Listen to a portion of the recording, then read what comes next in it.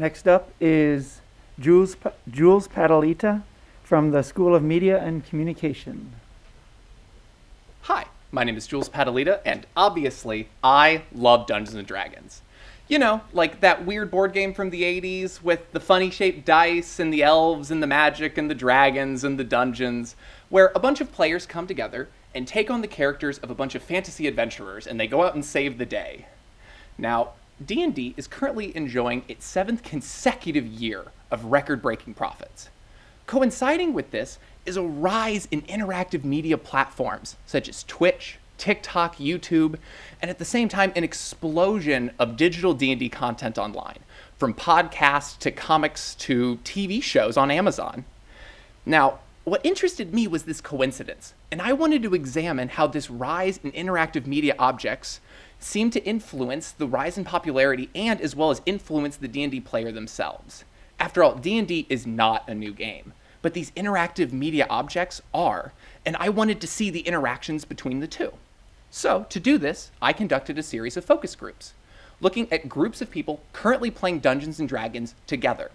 Now, listening to my 35 total individuals, I listened to their experiences playing the game, their interactions with digital media that they consumed, and how the two kind of coincided in the middle.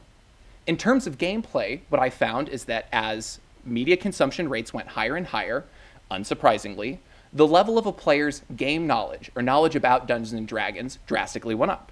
Surprisingly, however, the rate in which they strictly adhered to the rules as written of the game actually went down. Instead of pausing the game for minutes at a time to go through a rulebook, using their broad judgment of the game to make split-second decisions and keep gameplay going. Much more important than this discovery, though, was the phenomenon where all of these digital platforms, created for communication and media content, were making it easier for marginalized players, people of color, assigned female at birth players, easier access into the D&D community. See, originally, before Zoom and other such virtual call softwares, if you wanted to play D&D and were a new player, you had to go out into the local area and find people to play with.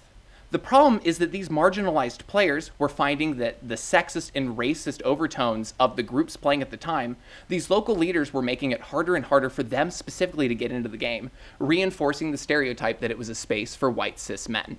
Fortunately, these digital platforms are making it easier for anyone to find groups that they feel comfortable and accepted in. So to summarize, Dungeons & Dragons is having its peak in popularity, due in part to rising interactive media platforms and a rise in digital content. And while there are influences to gameplay itself, the important thing here is that marginalized players are now previously marginalized, finding more success than ever.